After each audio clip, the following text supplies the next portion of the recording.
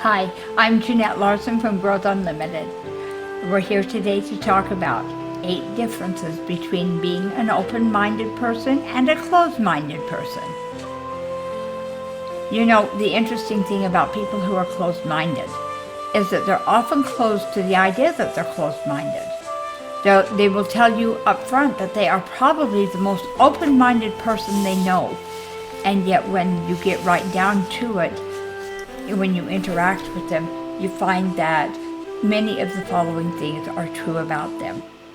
You know, the mindset of a closed-minded person versus an open-minded individual showcases really distinct differences in their approach to problems. Our learned mindset determines the behavior and the outcome of our behavior and decisions.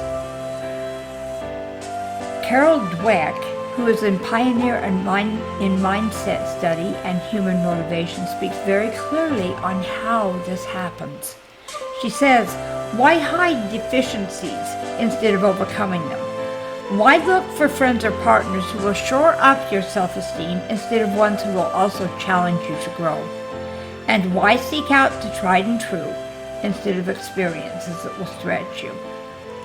The passion for stretching yourself and sticking to it, even if or especially when the situation is not great, is a key part of maintaining the growth mindset. This is the mindset that allows people to thrive during some of the most challenging times in their lives. And if you look at our society today, look at the world today, you can tell which people have a growth mindset based on where they are in terms of the way the pandemic has handled them. But how can you tell if someone is in, or how do you define what group someone's in, even if that person is you? There are 8 key signs that you can look for. The first one is, if their ideas are challenged, what is the reaction? Someone who is closed-minded and doesn't have a growth mindset cares most about being right. It's their way or the highway, and it doesn't matter what you say or do, you are wrong if you don't follow what they tell you to do. Now, this person feels really bad about themselves. They have a lot of fear. They're looking for approval, but they're afraid they're not going to get it, and so they figure the only way they can get it is by forcing other people to agree with them and do what they say. Open-minded people, on the other hand, are always more curious when there's disagreement. They understand that there's always a possibility that they could be wrong, and that it's worth a little bit of time to consider the other person's views. Okay, secondly, do you speak and make statements, or do you listen and ask questions? If you find yourself doing more talking than listening, you're probably engaging in closed-minded behavior. An open mind engages its curiosity by picking at the knowledge of other people so that it can learn about the truth. And closed-minded people believe that what they say is the most important. They choose to state their opinion and they leave it there without any objection. Being open-minded is knowing that what you know is never enough, that there's always more to hear, consider, evaluate, and learn. Okay, number 3, do you focus on understanding or being understood more? A closed mind focuses on getting its point across. An open mind doesn't. In reality, they could be the ones who are in fact not trying to understand. Think about the last time you openly disagreed with someone or saw a disagreement. What was the reaction of the person who was disagreed with? A closed mind would have been put to rephrase, or worse, repeat what he said. And when this happens, the person assumes that you simply don't understand what they're saying. But when it's an open-minded person, they quickly feel comfortable knowing that they don't fully understand, and they're very happy to ask you to help them with this. Not understanding does not fear an open mind. It fascinates it. Number 4, you hear them say things like, I might be wrong, but... Here's my opinion. This is a classic cue. It's often a perfunctory gesture that allows people to hold their own opinion while convincing themselves that they're being open-minded. If your statement begins with, I could be wrong, you should probably follow it with questions and not an assertion. When you're talking to someone else and you disagree with them, you might find yourself naturally saying, I might be wrong before continuing with your point. When you do that, do you find a question to help clarify the truth, or do you push your opinion through further by rephrasing all the facts on your side? Choosing the former brings you closer to clear thinking. The latter pushes you closer to insecurity. Okay, number 5. They stop. Someone with a closed mind stops other people from speaking. This can be frustrating. Have you ever waited for the other person to finish waited patiently for another person to finish what they were saying, only to have them keep cutting you off every time you start to speak?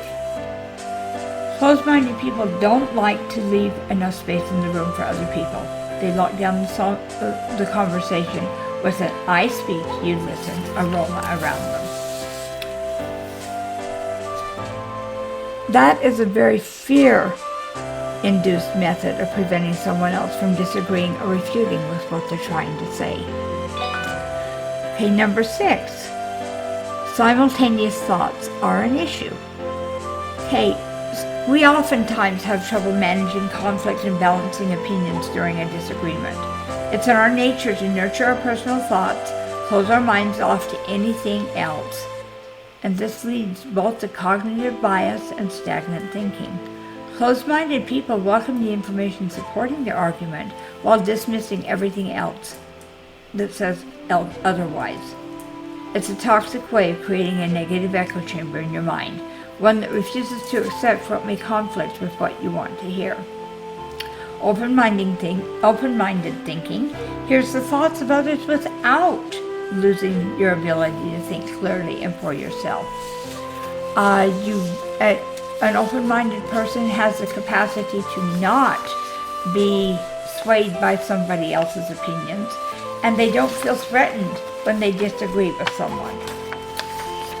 Okay, almost all of us will have said that we were humble at some point, and humility is this number 7 concept. If you have too much humility, however, then it appears as false humility, and that can be a closed-minded activity in itself. If you have too little humility, obviously you have a very closed mind because you're always right, they are always wrong. Humility comes from failure.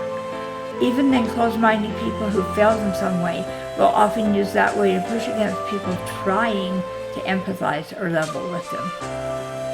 Closed-minded people always seem like they're waiting for an apology from the world.